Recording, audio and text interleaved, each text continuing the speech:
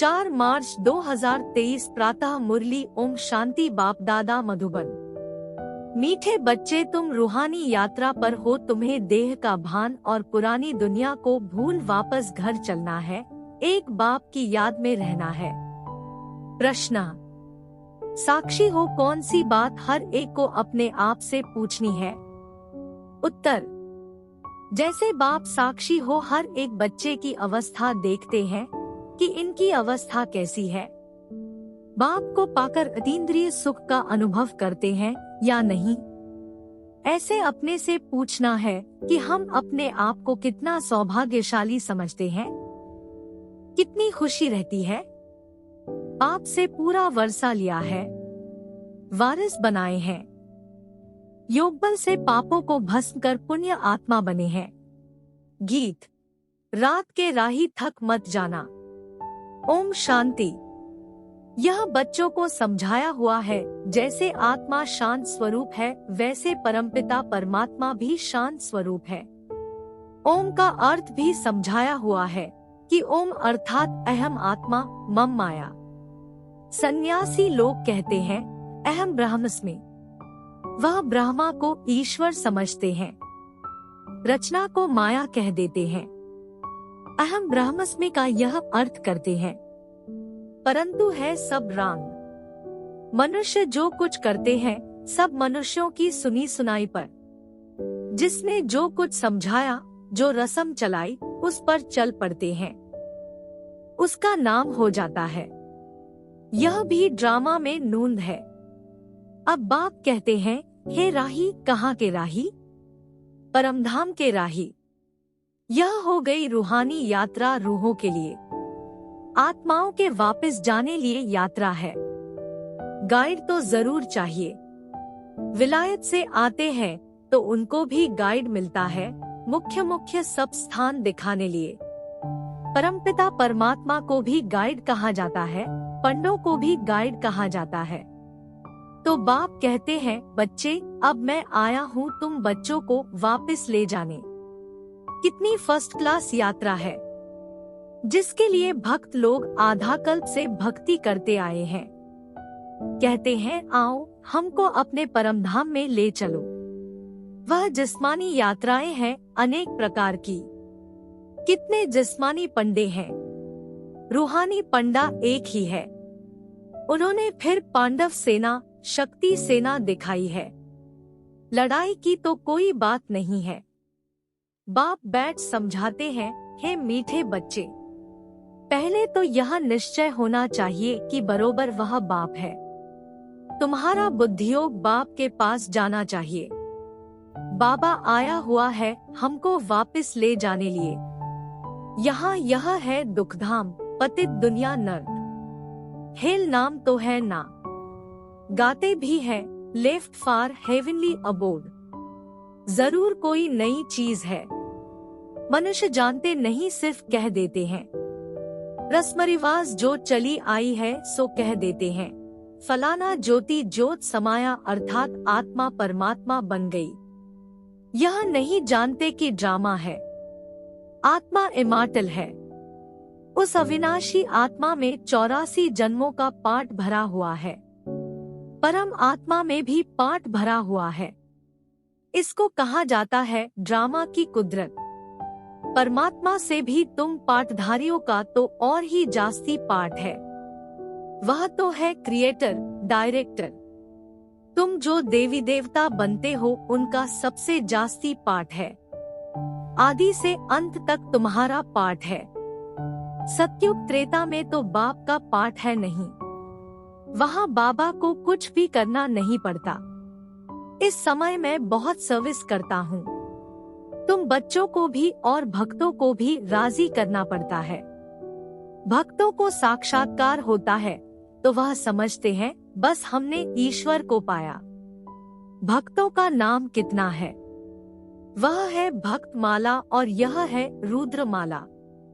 ज्ञान माला में भक्ति नहीं है। वह तो ज्ञान सागर से ज्ञान धारण कर भक्तों का भी उद्धार करते हैं। उन्होंने ही फिर रुद्र माला बनती है। अब तुम बच्चे समझते हो हम रूहानी यात्रा पर हैं। गृहस्थ व्यवहार में रहते याद बढ़ानी है। वह है बहुत स्वीट चीज। बाप रचता भी है, बच्चों को क्रिएट करते हैं। ब्रह्मा मुख वंशावली बनाया है। सब कहते हैं हम शिव बाबा के बच्चे हैं, फिर डायरेक्शन मुख्य देते हैं कि मन ना भव। मैं आया हुआ हूँ तुमको पढ़ाने। हूबहू 5000 वर्ष पहले मैंने यह राजयोग सिखाया था। मैं निराकार आत्माओं से बात करता हूँ। तुम अपने आर्गन्स का आधार लेते हो, मैं इनके आर्गन्स का आधार लेता हूँ। अब तुमको वापस जाना है, इसलिए पुरानी दुनिया को भूलना है। इसको ही संन्यास कहा जाता है। पहले पहले तो निश्चय करना है मैं आत्मा हूँ, देह नहीं। इस देह का भान भूल जाना है। पुरानी दुनिया को छोड़ना है। अब मैं वापस लेने आया हूँ तो मेरी श्रीमत पर चलो। देह सहित देह के सभी संबंध आदि भूल जाओ। एक बाप को याद करना है। मेहनत बिगर कोई बादशाही थोड़े ही मिलेगी। विश्व का मालिक बनना है। जो नॉलेज मेरे में है वह अब तुम्हारे में भी आ गई। तुमको संक्षेप में और डिटेल में भी समझाया जाता है। बीज से इतना सारा झाड़ निकलता है। फिर झाड़ की डिटेल में जाएंगे तो बहुत विस्तार है। बाप कहते हैं अब इस पुराने झाड़ को भूलो, अब सिर्फ मुझे याद करते रहो। भगवानुवाच मैं तुमको राजयोग और रचना की नॉलेज देता हूँ। यह रचना कैसे रचता हूँ, कैसे वृद्धि को पाती है, यह है ड्रामा को समझना। सो तो मनुष्य ही जानेंगे। भगवान पढ़ाएंगे भी मनुष्यों को। मुख्य है गीता। गीता का नाम है। गीता में है भगवानुवाच। ऐसे नहीं व्यास भगवानुवाच। कहते हैं श्री कृष्ण भगवान ने गीता सुनाई, व्यास ने लिखी। वह तो पीछे लिखी गई है ना। इस समय लिखे वह तो विनाश हो जाएगी। तुम यह सभी करके 2-4 हजार बनाएंगे। वह गीताएं तो लाखों करोड़ों की अंदाज में है। फिर भी यही पुराने शास्त्र निकलते हैं, जिससे फिर कॉपी करते हैं। जो उस गीता में अक्षर बाई अक्षर है वही निकलेगा। ड्रामा में वही नूंद है। जिस समय शास्त्र लिखे हैं उसी समय लिखेंगे भी जरूर। लक्ष्मी नारायण भी वही बन रहे हैं। वही उनके महल आदि बनेंगे। इस समय बाबा ने इस कल्प वृक्ष का और ड्रामा का ज्ञान दिया है। कहते हैं तुम अब मिले हो, कल्प कल्प मिलते रहेंगे। भगवानुवाच भी लिखा हुआ है।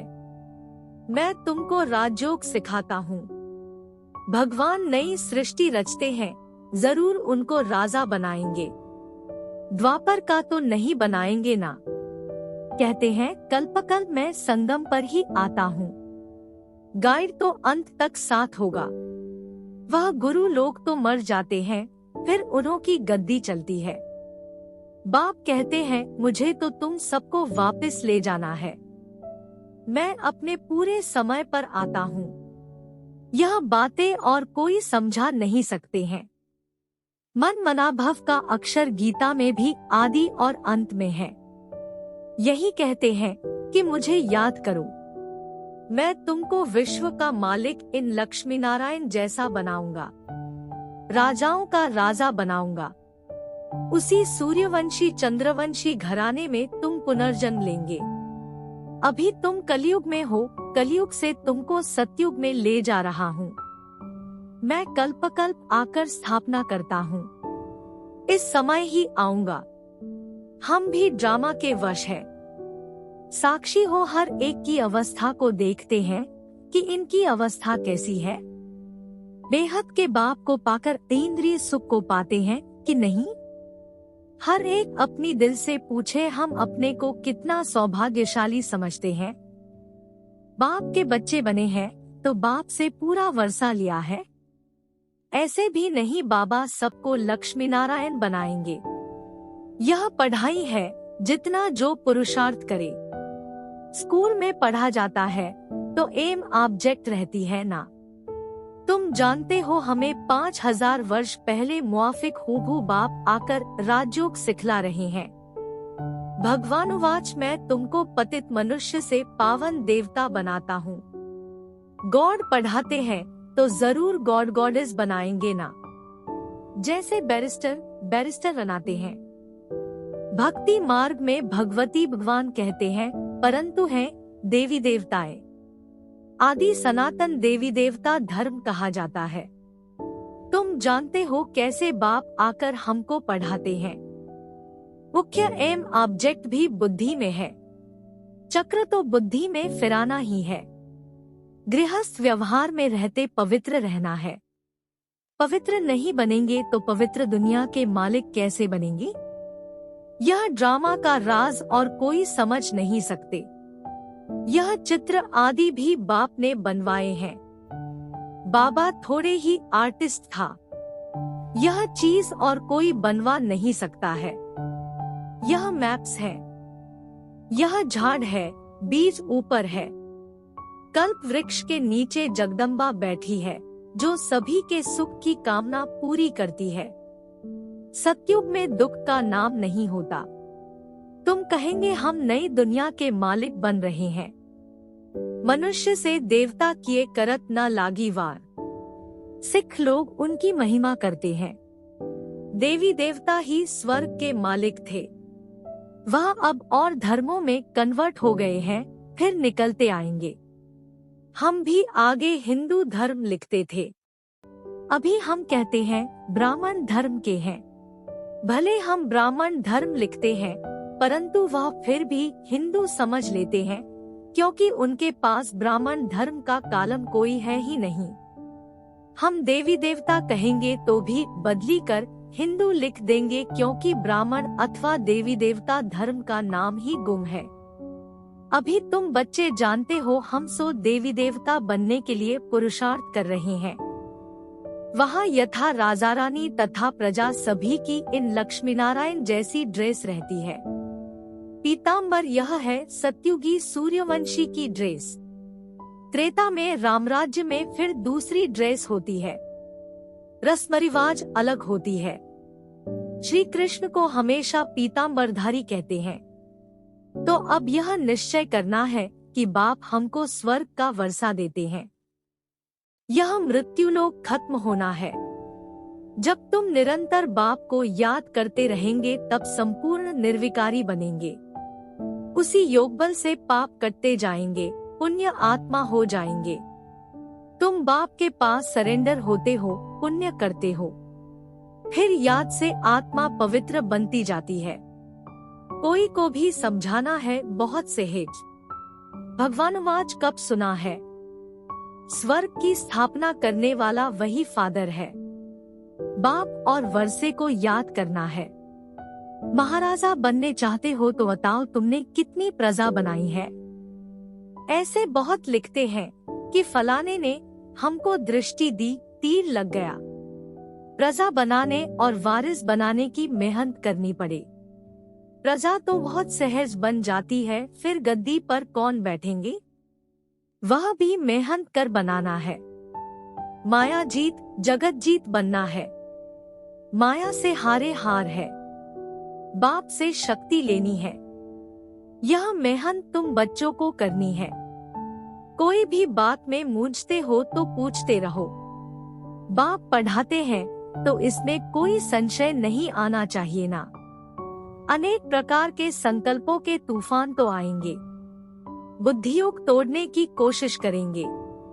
तूफान लगेंगे, माया खूब हैरान करेगी। फिर कहेंगे यह तो माथा ही खराब हो पड़ा है। जो बीमारी आदि कभी हुई नहीं सो अब होती रहती है। विघ्न बहुत आएंगे, इसमें कमजोर नहीं बनना है। अच्छा, बाप दादा मीठी मीठी मम्मा का सिकीलधे बच्चों प्रति याद प्यार और गुड मॉर्निंग।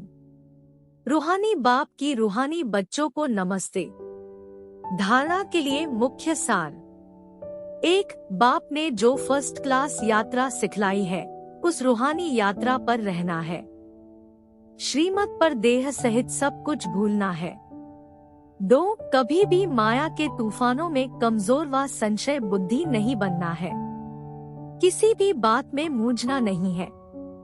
वरदान: सदा भरपूरता की अनुभूति द्वारा टेढ़े रास्ते को सीधा बनाने वाले शक्ति अवतार भव।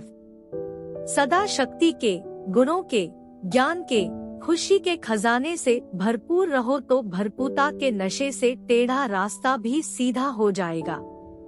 अगर खाली होंगे तो खड्डा बन जाएगा और खड्डे में गिरने से मोच आएगी। जो कमजोर और खाली होते हैं उन्हें संकल्पों की मोच आती है। शक्ति अवतार अर्थात टेढ़े को सीधा करने का कॉन्ट्रैक्ट लेने वाले। ऐसा कॉन्ट्रैक्ट लेने वाले कभी यह नहीं कह सकते कि रास्ता टेढ़ा है।